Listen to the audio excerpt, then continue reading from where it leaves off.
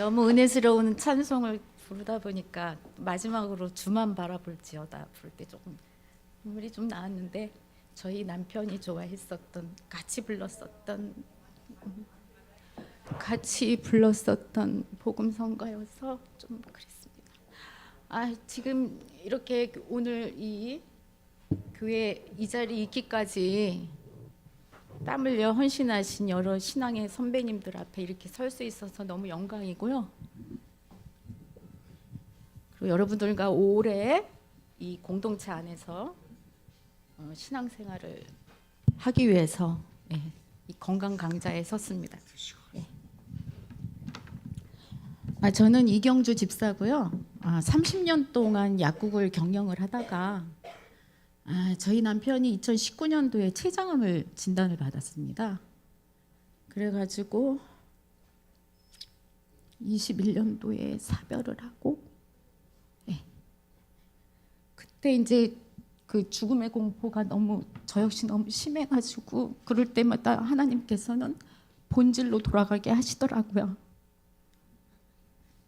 그래서 요한복음을 아주 반복해서 계속 읽고 위로를 받고, 그리고 저희는 항암을 하지 않았습니다. 그래서 오히려 그 삶의 질이 좀 더 나았던 것 같아요. 그래서 독일에서 이제 치료를 마지막으로 희망을 갖고 갔다가 거기서 돌아가셨습니다. 그래서 아까 소개하실 때 주식회사 에이블유니온 대표이사라고 하셨죠?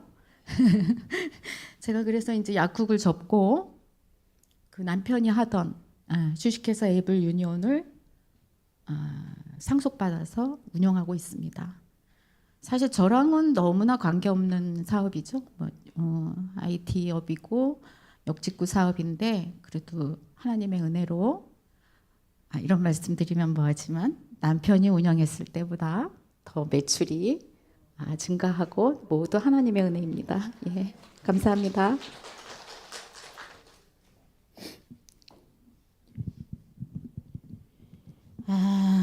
자, 노화를 막을 수는 없죠. 저도 이제 곧 60이 돼 갑니다. 막을 수는 없지만 집안에서 저희 아버님이 심근경색으로 돌아가셨고 80세에, 그리고 저희 남편은 54세에 췌장암으로 돌아가셨습니다. 그리고 그러다 보니까 제가 약국을 하고 건강을 남들은 잘 관리를 해줬는데 왜 이렇게 사랑하는 가족을 떠나보냈을까, 이런 안타까움도 있고 해서, 그리고 또 여러분들 앞에 서기 전에 이렇게 이제 또 저도 공부가 됐습니다. 그래서 저 역시 건강해야지 우리 두 딸을 위해서도 그리고 또 교회에서 그 주님 믿는 것이 얼마나 행복하고, 또 주님 덕분에 이 땅에 살면서 하늘나라를 바라보며 사는 것이 얼마나 행복한 건지 지금 요즘 많이 체험하면서 살고 있는데, 이 은혜를 같이 나누고 싶습니다. 자, 질병의 원인은 여러분들 뭐니 해도 이제 나이 드시면서는 뭐예요? 잘 드시고 잘 자고 잘 배설하시고죠. 그리고 모든 질병의 원인은 보면은 피라고 생각합니다. 피. 그래서 레위기 17장 11절 14절에서도 육체의 생명은 피에 있고 모든 생물은 그 피가 생명과 일치한다고 말씀하셨습니다. 이렇듯 주님께서 피는 생명의 상징이요 하나님께서 주신 신성하고 거룩한 선물이라고 말씀하십니다.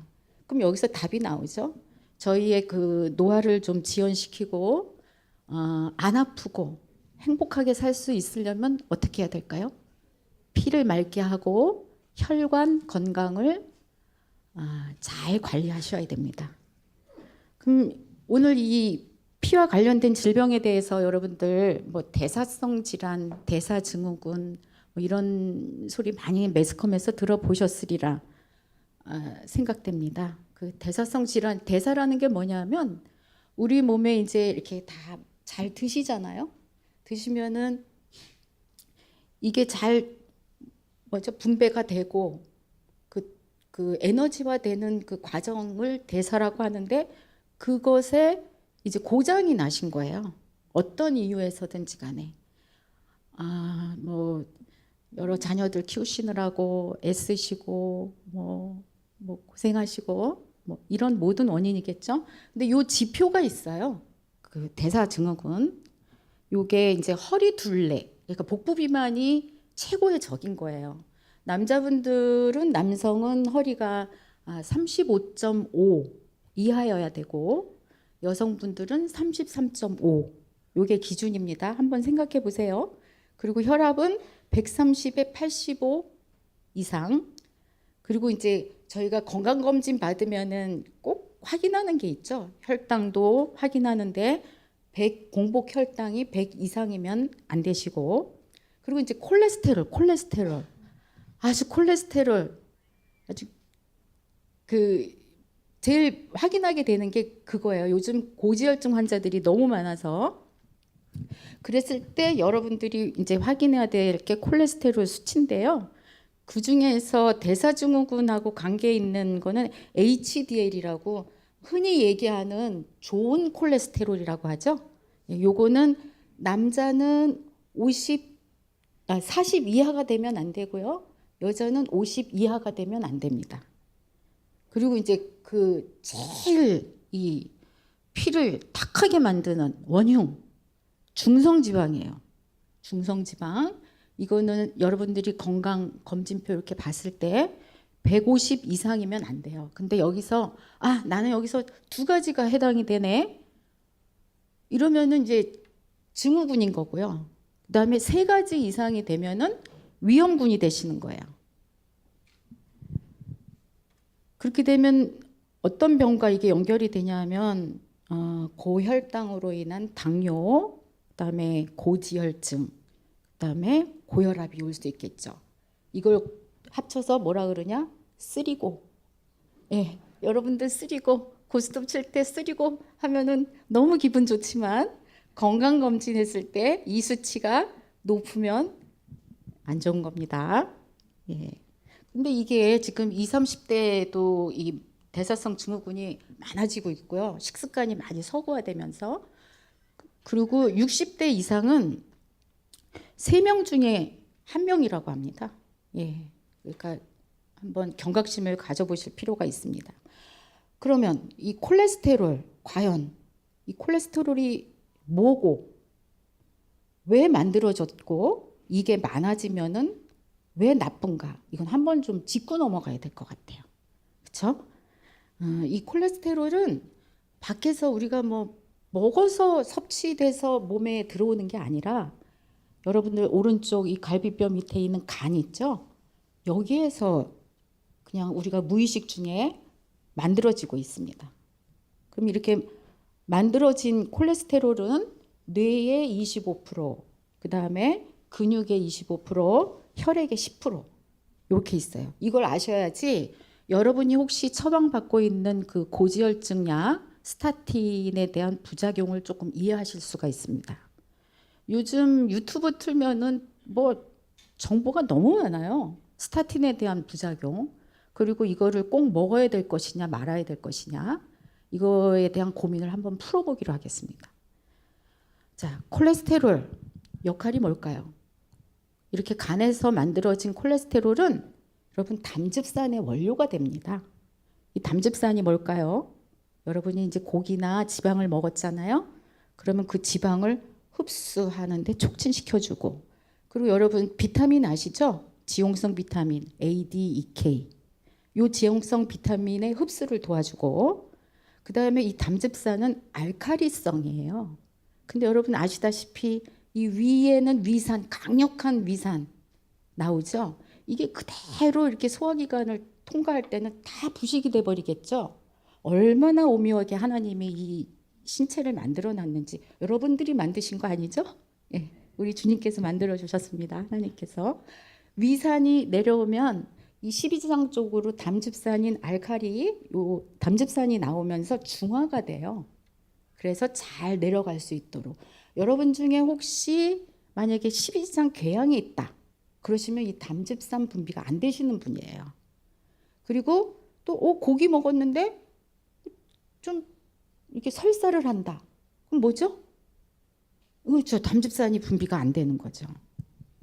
그리고 이 기가 막힌 콜레스테롤의 또 역할이 뭐가 있냐면 호르몬의 원료예요. 호르몬. 그 중에 이제 성호르몬도 있죠. 그러니까 테스토스테론, 에스트론, 예, 여성, 남성 호르몬, 성호르몬과 그리고 제일 중요한 거 생존 호르몬이라 그래요. 코티솔 많이 들어보셨죠? 이 코티솔이 이제 이 코티솔에 대해서 나중에 이제 말씀드릴 텐데 이게 지나치게 나오면은 우리 몸이 너무 힘들어요. 그래서 너무 정신없이 살고 정신적인 스트레스, 육체적인 스트레스 이렇게 하다 보면 이게 생존 호르몬인데 살아야 되겠으니까 이 코티솔이 막 분비가 되는 거예요. 이 부신에서. 그러면은 어떻게 되겠어요? 코티솔이 고갈이 오겠죠. 그리고 또 뭐예요? 만드는 부신도 고장이 나겠죠. 그래 버리면은 어떻게 됩니까? 이 콜레스테롤이 남아 돌아요. 그래서 콜레스테롤이 왜 생기는가? 이 역학관계 이렇게 보면은 재고를 항상 생각하셔야 돼요. 재고가 쌓이는 거예요. 그리고 비타민 D 아시죠? 여러분들 햇빛 많이 쐬야 된다고 하시잖아요. 그 비타민 D가 여러분들 그 노년기에 골밀도도 향상시켜 주고 또 혈관에도 도움이 되고요. 그리고 면역을 향상시켜 주는 아주 중요한 역할인 비타민 D 요거의 원료이기도 합니다. 콜레스테롤. 그리고 또 여러분들 우리 몸은 50조, 60조의 그 세포로 이루어져 있는데 그 세포 하나하나마다 막이 있어요. 근데 그 막의 성분이 또 콜레스테롤이에요. 그리고 또 치매하면 또 번쩍하시죠. 예. 이 신경세포의 보호. 그 전선이 있으면 이렇게 피복을 싸고 있잖아요. 이렇게. 근데 우리 신경세포도 수초? 무슨 수초더라? 예, 이렇게 쌓여 있어요. 근데 콜레스테롤이 없으면 이 벗겨지겠죠. 찌릿 전달이 안 돼요. 그러다 보면 어떻게 됩니까? 기억력이 감퇴되고 또 가장 암보다 더 무서운 치매에 노출이 되는 거예요. 이렇게 좋은 콜레스테롤인데 그리고 또 문제는 HDL과 LDL이 있죠. 대부분 스타틴 처방이 될 때는 총 콜레스테롤 중에 이제 LDL 수치가 높을 때 그 스타틴이라고 하는 고지혈증 약이 처방이 되거든요. 그래서 요 관계도 이제 나중에 말씀을 드리겠습니다. 그리고 이제 중성 지방 그 수치도 반드시 아까 뭐라 그랬죠? 제일 나쁜 게 중성 지방이라고 했어요. 근데 요거 그렇다고 또 무조건 나쁜 거는 아니에요. 말하자면은 콜레스테롤은 우리 몸에 뭐냐면 엔진 오일 같은 역할을 하고요. 중성 지방은 휘발유 같은 역할을 합니다. 그러니까 에너지를 저장을 해주는 거죠.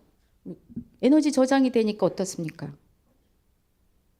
내가 혹시 못 먹고 영양이 부족할 때 여기서 꺼내 쓸 수 있죠. 예. 그리고 또 체온이 조절이 됩니다. 지방이 적당하게 있어야 단열재 역할을 하니까. 예. 그 체온도 조절되고. 근데 문제는 이 피하에 쌓인 지방은 상관없어요. 별로 문제가 안 되는데 제일 중요한 거 뭐죠? 내장 지방입니다. 예. 어쨌든 이 그 중성 지방이 내장을 보호하고 있어요. 근데 이렇게 좋은 콜레스테롤인데 이게 왜 오를까? 왜 나는 스타틴 처방을 받았을까? 아까도 말씀드렸지만 그 역할을 생각해 보시면 돼요. 그 담즙산 분비가 잘 안 돼서 재고로 콜레스테롤이 쌓일 수도 있고 또 아까 말씀드렸죠. 코티솔. 항상 우리는 코티솔을 의식하고 살아야 돼요. 이 코티솔은 평생 여러분들 120살까지 사시려면은요. 코티솔을 아껴 쓰셔야 돼요. 예. 이 부신에서 나오는 이 코티솔. 근데 이게 뭐냐면 스트레스 호르몬이에요. 그래서 스트레스만 받잖아요. 이게 이제 정신적인 스트레스, 뭐 육체적인 스트레스 받으면 이게 내가 명령하지 않았는데도 자동 발사가 돼요. 코티솔이. 근데 이게 너무 써서 고갈이 되면 어떻게 됩니까? 그러니까 너무 스트레스 받으면 고갈이 오고 또 그 만든 공장, 부신도 공장이 폐쇄가 돼요. 그러면 또 어떻게 돼요? 간에서는 계속 찍어내는데 콜레스테롤을 재고로 쌓이죠. 예, 그렇게 하고 또 여러분들 또 여성분들은 완경 이후에 나는 고기 많이 안 먹는데 왜 콜레스테롤이 높지? 이런 경우 있어요. 그게 바로 아까 말씀드렸듯이 콜레스테롤이 뭐의 원료라 그랬죠? 호르몬, 성호르몬. 그래서 에스트로겐이 이제 안 만들어지거든요. 그러다 보니 또 뭐가 쌓여요? 재고가 쌓여요. 콜레스테롤이. 그렇게 이해하시면 되겠습니다. 그리고 이제 갑상선 기능이 저하되면, 갑상선이라는 거는 우리 몸에 이제 연탄 구멍 역할을 하거든요. 연탄 구멍이 뭐죠? 활활 타오를 때는 좀 닫아주고 좀 춥고 막 이렇게 냉랭할 때는 좀 열어주고 그런 역할을 이 갑상선이 하는데 이 기능이 저하가 되면 콜레스테롤 수치가 올라갈 수 있는 개연성이 높습니다. 네, 그것도 확인해 보시면 좋겠죠. 자, 그러면은 이 콜레스테롤 요즘 스타틴 그러다 보면은 이제 이 그 처방받는 게 주로 이제 스타틴 계통이에요. 그러면은 이 약에 대한 부작용을 조금은 이해하실 수 있을 거예요. 그리고 또 이 스타틴을 먹지 말라는 소리, 드시지 말라는 소리는 아니에요. 왜냐하면 어느 분들 보니까는 나 스타틴 먹고 그래서 고지혈증 해결하고 그리고 나 당뇨약 먹으니까 혈당 떨어지고 나 그냥 내가 원하는 대로 먹고 싶은 대로 다 먹어도 돼요, 안 돼요? 절대로 안 됩니다. 그 이유를 나중에 말씀드리겠습니다. 그래서 스타틴 요 약물에 대한 부작용을 조금 말씀을 드릴게요. 혹시 이 약을 먹는데 내 몸에 이런 이상 반응이 있으면 이제 그 주치의 의사님하고 상담을 해서 좀 용량을 줄이시든지 보충 영양제를 좀 같이 드시든지 그렇게 하시면 됩니다. 아까 말씀드렸듯이 근육통이 올 수가 있어요. 스타틴을 드시면. 왜 그럴까요? 아까 콜레스테롤이 뭘 만든다 그랬죠? 세포에 막을 만든다 그랬죠. 근데 콜레스테롤을 간에서 합성되는 거를 막으니까 이 세포 막이 흐물흐물해지겠죠. 네. 그래서 좀 아파요. 아플 수도 있어요. 혹시 그거 좀 확인해 보시고요. 그리고 간에서 이제 합성을 억제하다 보니까 스타틴이 원료인 탄수화물이 좀 많아지겠죠. 그러다 보니까 이제 당뇨병 위험이 좀 증가할 수가 있어요. 그리고 또 이 간에서 직접 작용하다 보니 간 수치도 조금 오를 수 있겠죠. 그리고 제일 중요한 거 코엔자임 Q10 아시죠? 네, 이게 이제 강력한 항산화제거든요.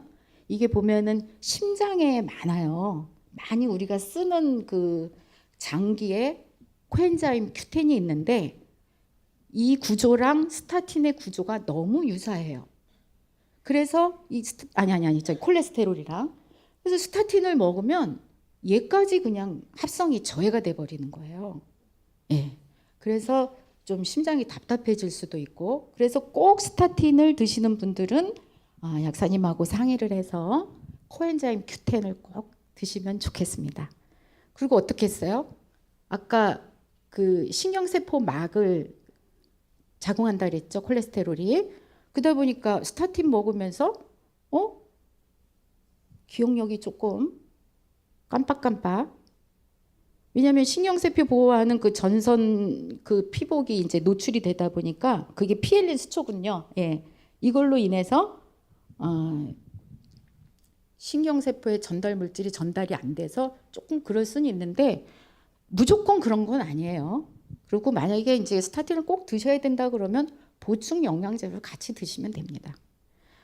근데 그 말들이 좀 많아요. 요즘 다시 이제 논란들이 되는 게 LDL 수치가 높다고 무조건 스타틴을 먹어야 되냐? 그래서 이제 여러 가지를 이제 저도 이제 이론을 찾아보고 했는데 고지혈증이 제일 무서운 게 뭡니까? 그 동맥경화잖아요. 피가 딱딱하게 굳는 거죠. 그리고 내 피가 점점 이렇게 두꺼워져 가지고 막히는 거. 근데 그 비동맥경화성 고지혈증이 있고요. 동맥경화성 고지혈증이 있습니다. 이것도 주치의하고 상의를 좀 해보세요. 이럴 때는 뭐냐면은 LDL 수치가 둘 다 높아서 스타틴을 처방을 해야 되겠어요. 근데 비동맥경화성 고지혈증은 중성지방이 좀 낮아요. 채식하시면서 영양 관리 잘 하시고 하신 분들, 그럼 중성지방이 낮고, 그 다음에 동맥경화성 고지혈증은 중성지방이 상당히 높아요. 스타틴의 도움을 받아야 됩니다. 예.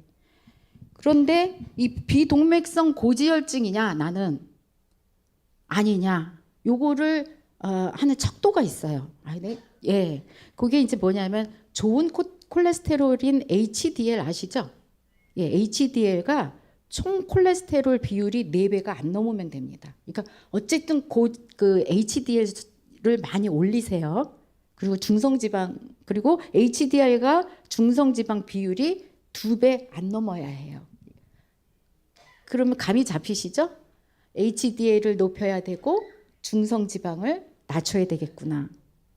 그리고 이 동맥경화의 그 LDL보다 우리 LDL을 굉장히 무서워해요. 근데 간혹 보면은 스타틴을 열심히 먹고 약을 열심히 먹었는데도 동맥경화 걸려서 병원에 실려가시는 분들이 있거든요. 그거는 또 다른 이유가 있어요. 이 관상동맥 질환의 위험 인자는 제일 아까도 말씀드렸지만 당뇨, 네, 인슐린 저항성, 대사증후군 제가 앞에서 말씀드렸죠. 그리고 고혈압, 비만, 뭐 LDL 수치가 사실은 제일 꼴찌예요. 관상동맥성 질환 위험률이. 네, 요거를 기억하시고 그 스타틴 먹고도 동맥경화가 오는 원인은 아까도 말씀드렸지만 혈관 내피세포 염증. 이 염증을 일으키는 게 인슐린 혈증인데요. 고혈당이에요. 근데 이 고혈당은요. 2년 3년 만에 되는 게 아니에요. 2년 3년 있다고 이 혈관 내피세포에 염증이 오고 벽이 두꺼워지는 게 아니고요. 오는 게 아니고 오랜 시간 잘못된 식습관으로 인해서 20년이나 30년 누적됐다가 이렇게 사인이 오는 거거든요. 그리고 또 한 가지 장내 세균 불균형이에요. 그래서 여러분들 유산균 드시고 계시죠? 유산균은 꼭 드셔야 됩니다. 왜냐하면 이 장내의 면역력의 70%는 다 이 장에서 이루어지고 있거든요. 그리고 이제 활성산소 많이 들어보셨죠? 활성산소 지금은 활성산소가 너무 많이 발생되고 있어요.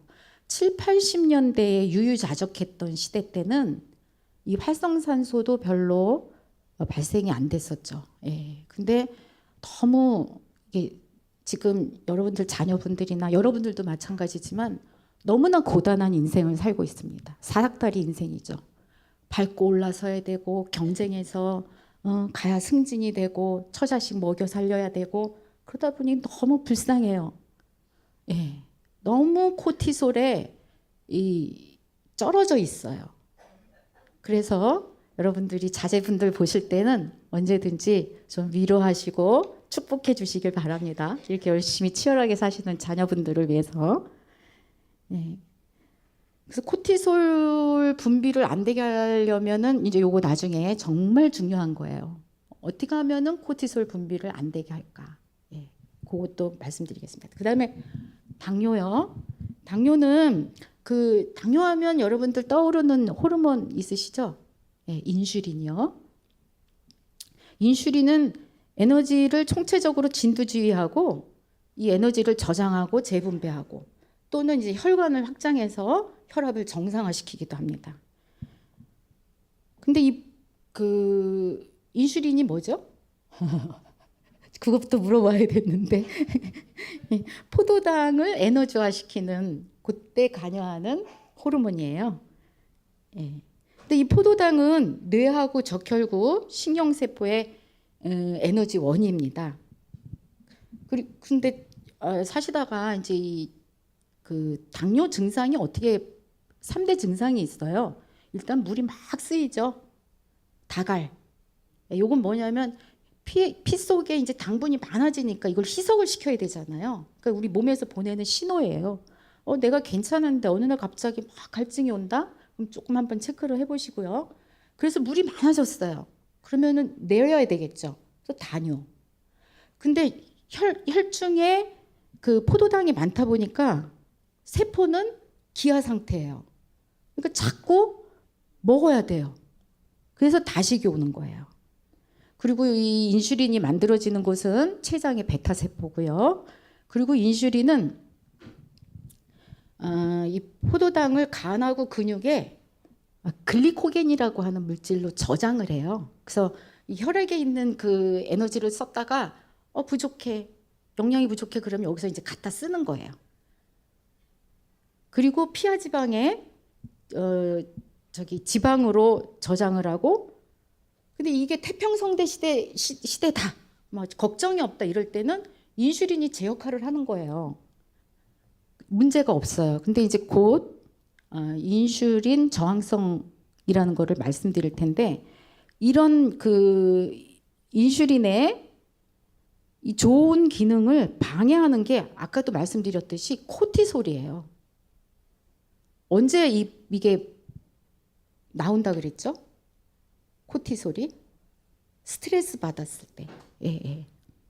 그러면 스트레스 받으면 이 교감신경이 흥분이 되면서 생존 호르몬인 코티솔이 인슐린 기능을 방해하기 시작합니다. 그래서 모든 혈당을 다 혈액 속으로 끌고 나가게 해요. 당뇨하고 관계된 그 호르몬을 여러분들 인슐린만 생각하시면 안 돼요. 그래서 또 하나가 있거든요. 인슐린, 코티솔, 렙틴이라는 게 있어요.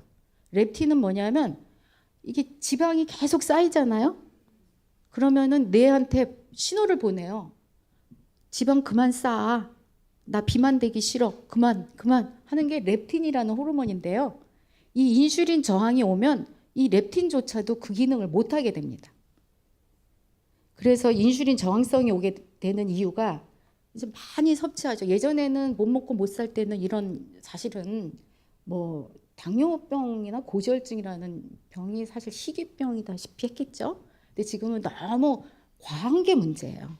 그러다 보니 이제 고혈당이 오고 스트레스로 이 고혈당이 있는 상태에서 스트레스를 받으면 아까 말씀드렸듯이 코티솔이 생성이 되고, 이러면은 이 코티솔이 너 일하지 말라 그래요. 인슐린 보고. 너 가만히 있어. 난 지금 먹고 살고 이 생존을 위해서 내가 싸워야 되니까 너 인슐린 너 잠깐 가만히 있어. 난 이 포도당을 다 가지고 살아야 되겠어. 이게 코티솔이에요. 그럼 어떻게 되겠습니까?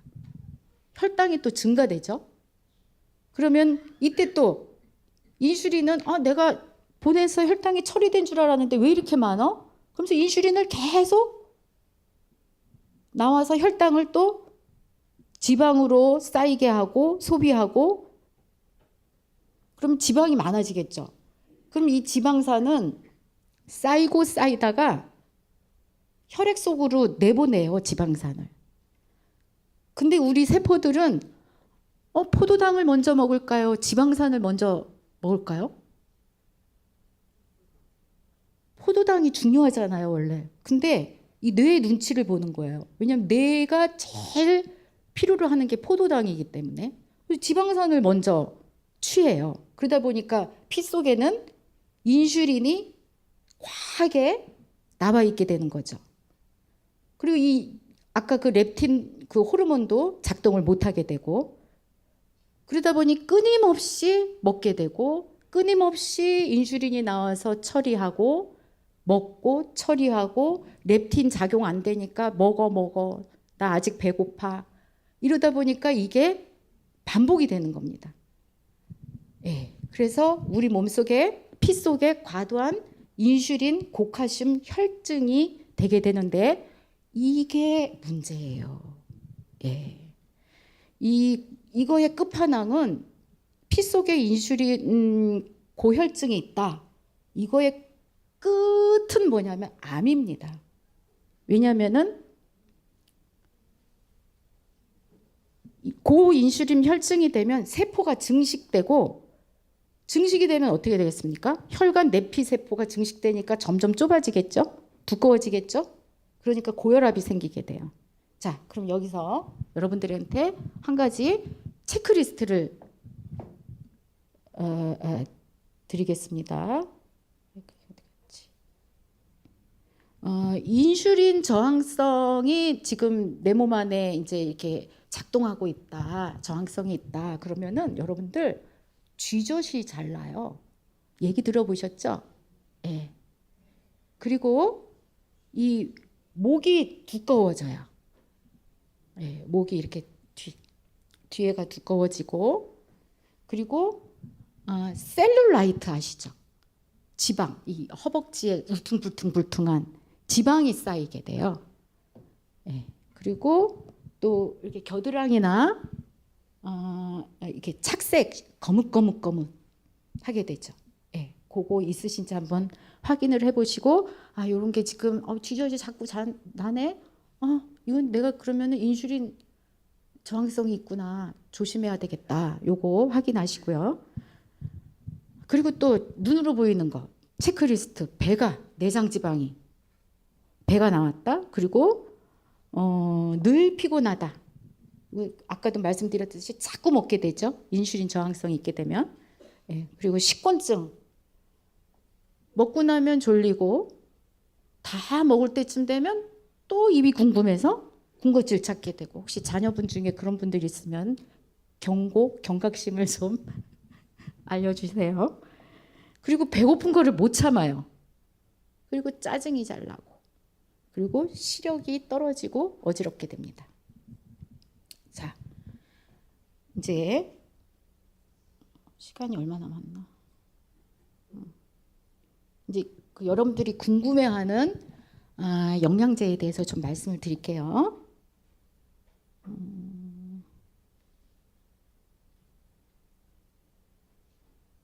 자, 엄청난 과식과 극단적인 스트레스로 정말 요즘은 활성산소가 너무너무 많이 발생하고 있고요.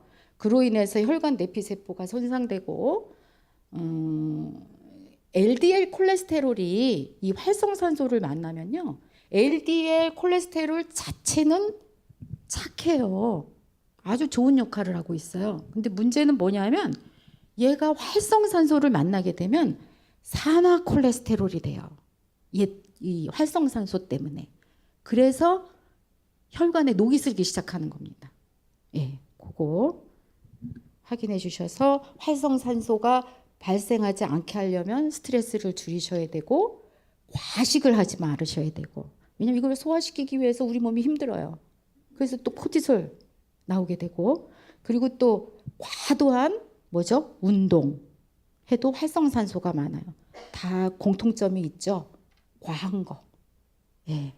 요거의 그 조화와 균형을 잘 맞추시기 바랍니다. 그리고 당뇨병이 이게 오랜 시간 방치하게 되면 콩팥이 혈관이 많잖아요. 그래서 신장 기능이 떨어져요. 왜냐하면 그 혈관이 망가지기 때문에. 그리고 망막혈관도 나빠지고. 이대로 그냥 20, 30년 방치하다 보면 무조건 또 고지혈증이 올 수도 있고, 고혈압이 오시게 되죠. 그래서 저는 여러분들한테 강력한 항산화제로, 아까도 말씀드렸지만은 코엔자임 Q10도 중요하고 다 방송 보면 많이 나오잖아요. 근데 제일 중요한 게 비타민 C 같아요. 네. 비타민 C는 과하게 먹어도 정말 나쁘지 않아요. 위장에서 다른 동물들은 이 비타민 C를 몸에서 만들거든요.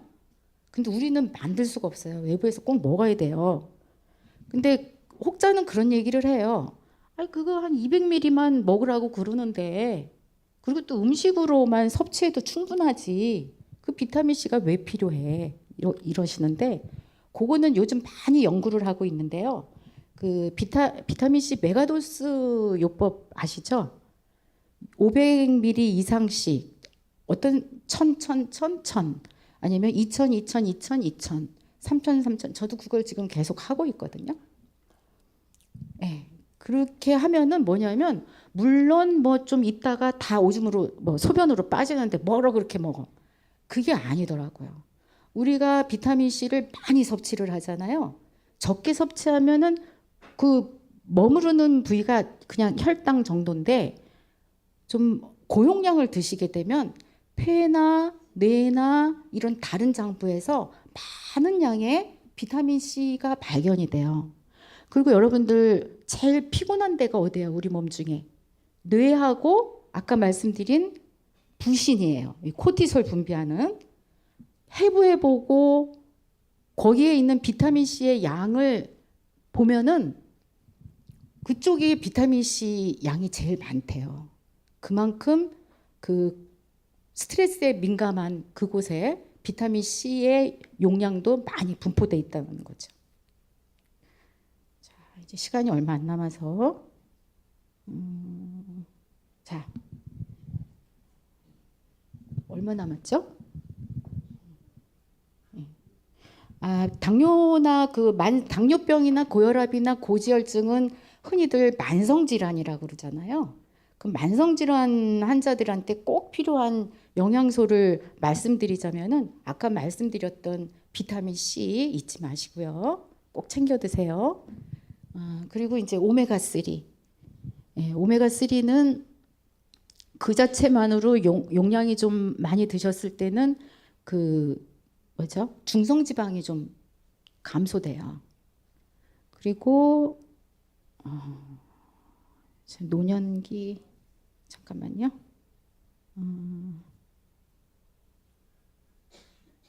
그리고 이제 비타민 B9는 꼭 드셔야 되겠죠. 그러니까 영양제를 선택할 때 이제 우리가 공부할 때도 보면 꼭 필수 선택 과목이 있고 비필수 선택 과목이 있어요.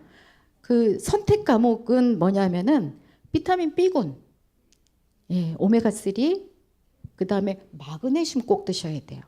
예. 예.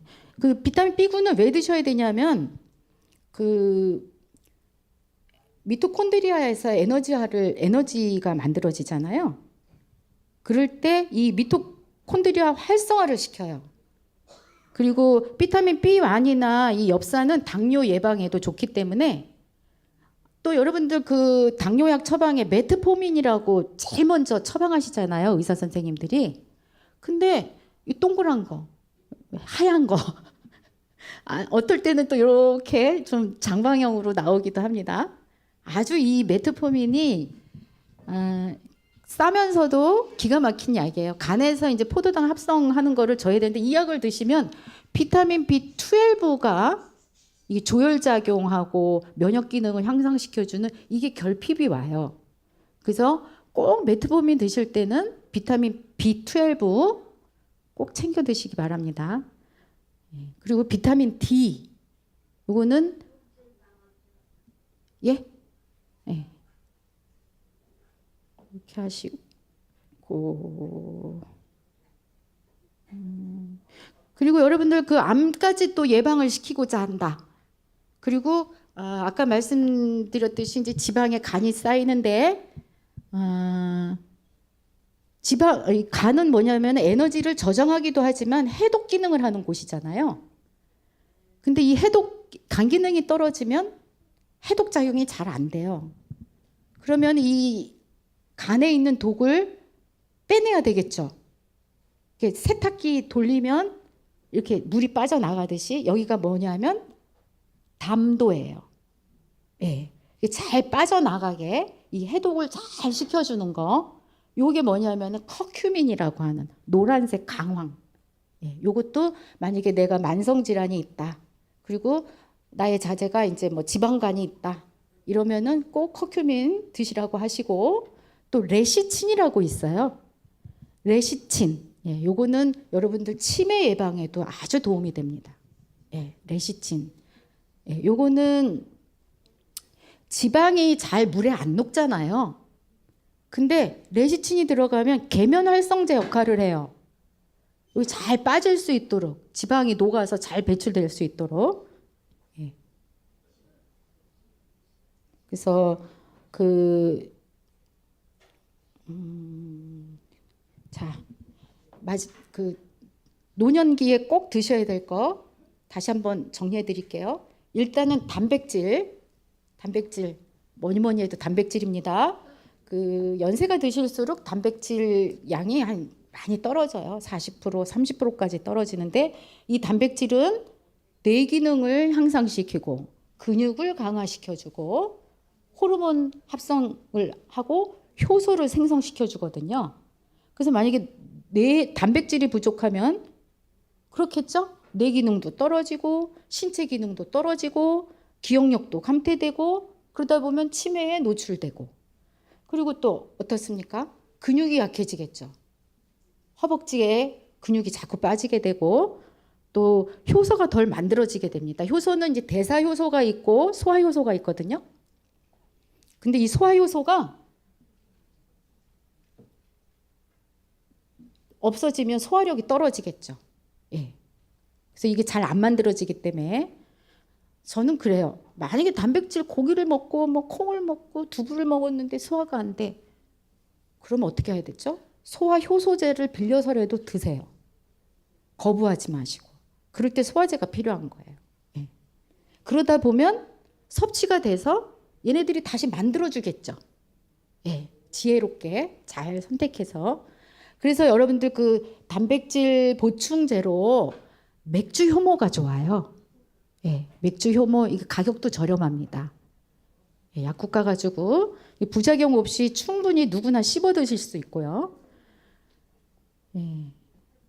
그리고 단백질 합성을 또 잘하게 하는 또 항산화제가 같이 드시면 좋은 게 글루타치온이에요. 이렇게 드시면 좋고. 예. 그리고 첫 번째 단백질 잊지 마시고요. 두 번째는 비타민과 미네랄. 예. 비타민 중에서도 비타민 B 복합체 중에 비타민 B6, 9, 12가 있어요. 이런 것들은 동맥경화를 막아주고 혈액 내에 나쁜 호모시스테인이라는 독성 물질을 제거해 줍니다. 그리고 미네랄이라는 게 뭘까요? 칼슘, 마그네슘, 또 뭐 아연, 셀레늄 요런 미네랄들 요것도 같이 섭취를 하시고요. 그 다음에 이제 나이 먹어서 혈액순환이 안 돼. 혈액순환제 먹어야 되겠어. 이렇게 이제 상담을 하시는 분들이 있는데 요거는 잘 선택하셔야 돼요. 왜냐면은 저혈압이 있고 피가 부족한데 나 혈액순환 은행잎 먹어야 된다고 그러고 드시게 되면 조금 속도 울렁거릴 수 있고 더부룩하고 뭐라 그럴까 어지럽고 오심구토도 있으실 수 있고 현기증이 있고 기운이 없고 식은땀이 날 수 있거든요. 그래서 요거는 의사와 약사 선생님하고 잘 상의를 하셔서 나한테 적합한 혈액순환제를 잘 선택하시기 바랍니다. 그리고 항산화제를 꼭 드셔야 되겠죠. 아까 말씀드렸듯이 강력한 항산화제 뭐라 그랬죠? 비타민 C, 그 다음에 코엔자임 Q10 요 정도 드시면 좋을 것 같습니다. 근데 이제 결론적으로 이제 말씀드리자면 여러분들 아까 모든 질병의 원인이 뭐라 그랬죠?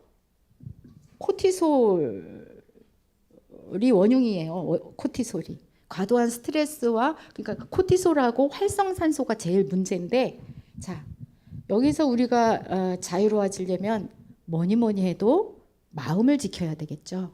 예. 마음을 지켜나가는 방법이 뭘까요? 예, 그것도 맞습니다. 예. 근데 우리는 제조회사의 사용 설명서대로 살아야 되겠죠. 그러면 저희의 제조회사의 주인은 누구실까요? 예, 하나님이시죠. 근데 그 사용서의 기본은 뭔가요? 저는 이렇게 생각합니다. 항상 기뻐하면 머리에서 마지막으로 꼭 한 가지 요거 꼭 말씀드리고 싶은 게 있는데요. 그 에너지화 할 때 이 미토콘드리아에서 전류가 이렇게 그 전자파 이렇게 전류가 생기거든요. 근데 우리 몸에서 그러니까 생체 전자파라는 게 있어요. 그래서 어떨 땐 찌릿찌릿하잖아요. 근데 뇌에서 흐르는 거는 뇌파, 그죠? 그리고 심장에도 흐르고 근육에도 흐른단 말이에요. 근데 제일 중요한 거는 뇌파예요. 그 뇌파는 뭐가 있냐면 알파파가 있고 베타파가 있고 델타파가 있는데 알파파일 때는 이거를 유지하시면은요 질병에 아주 그 강력한 저항이에요. 이 알파파라는 게 뭐냐면 안정감과 또 부교감 신경이 안정화되는 건데 그럴 때 이제 그 알파파가 되면 뇌세포에서 분비되는 마지막입니다. 행복 물질이 분비가 돼요. 궁금하죠? 네. 제일 먼저 떠오르는 게 엔돌핀입니다. 예. 기뻐할 때. 그래서 주님은 우리 보고 기뻐하라는 거예요. 막 기뻐할 때 이 뇌에서 엔돌핀이 이제 나오기 시작하죠. 그리고 감사하고 아름다운 거 보면 아름답다. 그리고 감탄하게 되고 이럴 때 이제 엔돌핀이 나오고 그 다음에 여러분들 아시나요? 세로토닌. 세로토닌은 언제냐면 평안할 때 평화롭다 할 때 이 세로토닌이 나오고요. 그 다음에 요 두 가지만 해도 행복해질 수 있어요. 근데 우리가 또 뭐냐면 잘 자야 되겠죠.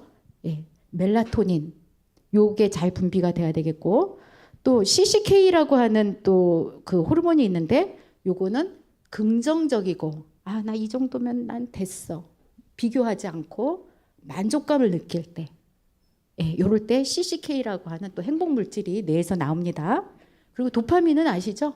쾌감을 느낄 때 나오고 제일 중요한 거 옥시토신이라고 하는 거 요거는 뭐냐면 오늘 죽어도 여한이 없어 난 행복하게 죽을 수 있어 막 이렇게 할 정도로 이렇게 분비가 되는 이게 옥시토신인데 요거는 이제 여성분들이 아이 낳았을 때 이제 아이 낳고 나서 그런 거랑 이제 관계가 있어요. 그럴 때 아이를 또 젖을 먹였을 때 이 옥시토신이 분비돼서 그래서 그 산후 우울증을 겪지 않으려면 그 젖을 먹이라 그러잖아요. 행복 물질이 나오거든요.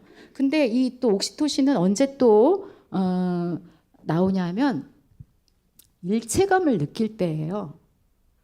자, 일체감. 물론 뭐 부부간의 일체감도 중요하지만 저희가 내가 너 안에 거하고 너희가 내 안에 거하면 요 성경 구절 주님과 나와의 관계 그리고 우리 공동체 안에서 여러분들이 서로 이웃을 경쟁의 대상으로 안 보고 사랑의 대상으로 보면서 이렇게 좋은 이런 일체감을 느낄 때 이럴 때 나오는 게 옥시토신입니다. 여러분들 부디 뇌파 관리 잘 하셔서 모든 몸이 어떻든 간에 예를 들어서 우리 어머님은요. 아버님은 80세에 돌아가시고 남편은 그렇게 갔어도 저희 제가 한 20년 넘게 시부모를 모시고 살았거든요. 근데 이제 그 어머님은 88세인데요. 아직도 살아 계세요. 제가 결혼했을 때 사실은 제일 부실했어요. 왜냐면 먹고 사는 게 막 너무 힘드셔가지고 미싱 돌리고 막 애들 뭐 공부 가리키고 하느라고 너무 힘들어서 늑막염을 2번이나 앓으셨어요. 그래가지고 폐가 50% 기능이었어요 그때. 그리고 최근에 한 17년도인가에는 병원에 갔더니 폐 기능이 10% 기능밖에 안 남았다는 거예요. 그래서 준비하라고 그랬어요 사실은. 그게 16년도인가 17년도예요. 그래서 부랴부랴 어머님 모시고 이제 효도한다고 이제 백화점 가가지고 모피코트 사드리고 먹고 싶은 거 막 사드리고 그랬거든요. 근데 아버님이 먼저 가시고 어머님은 아직 살아계세요. 10% 기능밖에 없는데. 근데 여기에서 저는 깨달은 게 있어요. 성품이에요. 성품이. 아버님은 죄송합니다. 조금 분노 조절이 조금 안 되시고 좀 팍팍하셨던 분이에요. 막 이렇게 승질을 잘 내고 분노를 잘하고 이러잖아요. 그러면 머리가 어떻게 되겠어요? 알파파가 아니라 베타파가 됩니다. 까칠한 거, 막 까칠한 성격 가지신 분들 조금 각성하셔야 됩니다. 머리가 베타파가 돼서 예, 나빠져요, 몸도. 그 알파파 유지하시는 거. 그래서 저희 어머님은 항상 보람과 의미로 사셨던 것 같아요. 몸은 힘들어도 한 번도 힘들다고 내색하신 적 없어요. 그리고 누구한테나 다 이렇게 품이 넓으셨던 것 같아요. 네. 그리고 평안하고 고요해요. 그러니까 당뇨도 있으셨거든요. 아시겠죠? 네. 활성산소와 그 코티솔 분비가 덜 되신 거예요. 어떻게 보면은 되셨어도 뇌파가 알파파였기 때문에 이 영적 에너지는 물리적 에너지를 지배하거든요. 그럼 우리 영적 에너지가 뭡니까? 성령님이시죠? 예, 성령 충만하시면 머리가 알파파가 되겠죠. 이러면은 어떻습니까? 성품이 따뜻해지고 부드러워지고 포용력 있어지고. 예, 우리 다 요렇게 알파파. 내가 지금 막 화가 나고 분노해. 어떻게 베타파가 작동하고 있어. 요거 유의하시고. 코티솔이 나 고갈되면 나 큰일 나. 내 명 줄이는 거야. 이거 꼭 자각하시기 바랍니다. 예, 감사합니다.